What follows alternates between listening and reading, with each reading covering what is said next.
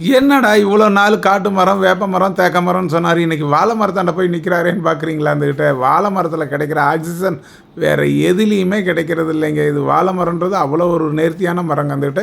இன்றைக்கி வந்து பார்த்தீங்க அப்படின்னாக்கா, நம்ம என்ன பார்க்க போகிறோம் அப்படின்னாக்கா, நல்ல ஒரு கட்டிலுங்க. குயின் சைஸ் கட்டிலு ரூ. 18,000 கட்டில தண்ணியில் தூக்கி போட போகிறோம். அது என்ன ஆகுது? உடையுதா? கரையுதா? ஊறுதா? உப்புதா? அப்படின்றது தாங்க இந்த வீடியோவோட சிறப்பம்சமே இருந்துக்கிட்டு. இன்றைக்கி வந்து பார்த்தீங்க அப்படின்னாக்கா, இது எங்கே இருக்குது நம்மளோட ஃபேக்ட்ரி அப்படின்னாக்கா, 2 இடத்துல அமைஞ்சிருக்குதுங்க. ஒன்று திருச்சி நம்பர் 1 டோல்கேட்லேருந்து வர வழியில் லால்குடி போகிற வழியில் வாலாடியில் இருக்குதுங்க.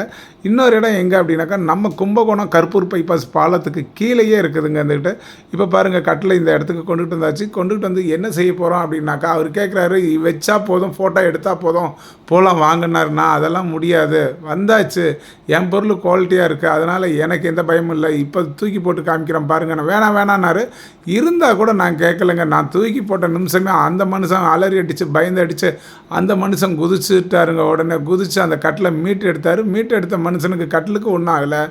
ஆனால் அந்த மனுஷனுக்கு ஜன்னி கண்டா மாதிரி குளிர் காய்ச்சல் வந்துருச்சுங்க. வந்துட்டு எப்படி நடுங்கிறாரு பாருங்க. நான் கேட்டேன் வந்துட்டு, அந்த கட்டில் போய் பாருங்கள், கட்டிலுக்கு ஒன்றும் ஆகலை, நீங்கள் பாருங்கள் குதிச்சா அரை மணி நேரத்துலேயே இப்படி நடுங்குறீங்களே, சீக்கோழி மாதிரி இருக்கிறீங்களே அப்படின்னு கேட்டேன். அண்ணே உண்மையிலேயே உங்கள் பொருள் குவாலிட்டி தானே, அதில் நிரூபிச்சிட்டிங்க வந்துட்டு.